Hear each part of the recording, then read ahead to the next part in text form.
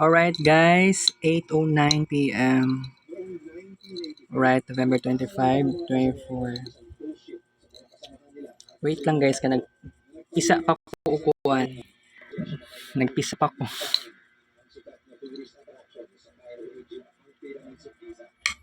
Marvin Rex, Part 2, Evening Dishes Mary Vlog.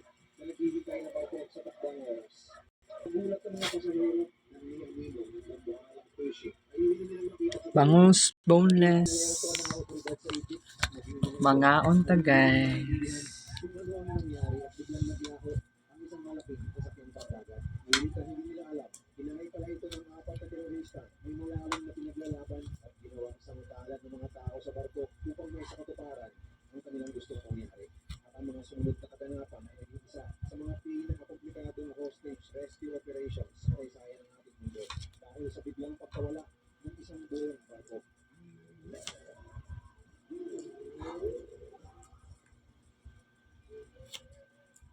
Lumalaot ang Italian cruise liner na MS Achille Lauro mula sa Genoa, Italy. Nalulan ang 748 na pasahero at 340 crew members. October 3 ng taon yun.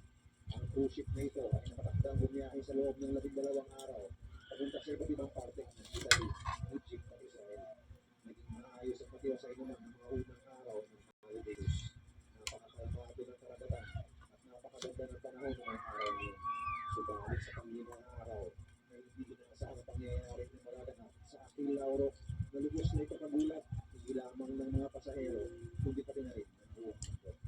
Umaga ng October 7, matapos dumaan sa Naples at Syracuse, Italy, dumaong ng Achille Lauro sa Puerto ng Alexandria, Egypt bilang parte ng kanilang 12-day holiday cruise itinerary.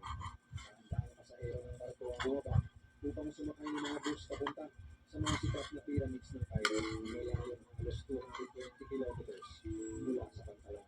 Subalit pinili ng humigit kumulang, 70 na pasahero ang magpaiwan muna sa barko upang magpahinga. Matapos umalis ang ibang mga turista, inilipat ng kapitan ng Achille Lauro patungo sa daungan ng Said sa bandang silangan ng Port of Alexandria. Doon nila balak 5 kutsara kanon, 5 ka kinamot, bangus, boneless, content pwede siya red. matapos ang 14 na oras na pagmamasyal.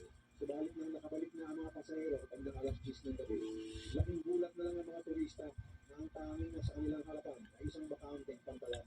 Walang ni-anino ng Achille Lauro ang makikita sa Said Port na dapat ay nakadaong at nag-aantay sa kanila sa nasabing lugar. Naghintay pa sila ng ilang pang oras dahil baka nagka-aberya lang ng bahagya ang barko sa pagdaan sa Suez Canal. Subalit malayo sa ganung sitwasyon ang nangyari sa nawawalang cruise ship. Ayon sa mga ulat, ilang oras lang matapos bumaba ang ibang pasahero upang pumunta sa Cairo, may natanggap na distress call ang isang radio station sa Gothenburg, Sweden. Tulo ko kinamot. Napag-alam ang mga otoridad na pinasok ng 4 na hijackers ang barko habang papaalis ito mula sa Alexandria papunta sa Said. Inihap ng mga hindi pa nasikilalang lalaki ang mga nagpaiwan ng mga pasahero pati na ang lahat ng crew ng Lauro habang nananghalian. Lapis ang takot sa mukha ng mga crew at turista dahil sa pagpapakawala nito ng mga warning shots at ang walang humpay na pagsigaw Isa ka higop. sa banyagan ng lugar. Toyo with lemon and sili. Isa ko mag kids paint karon guys. Luka-luka kayang kids paint nag-crash. Ugma na lang. Good night, sweet dreams. Kita kita sa 8:12 p.m. Happy Monday, Diyos. I love you.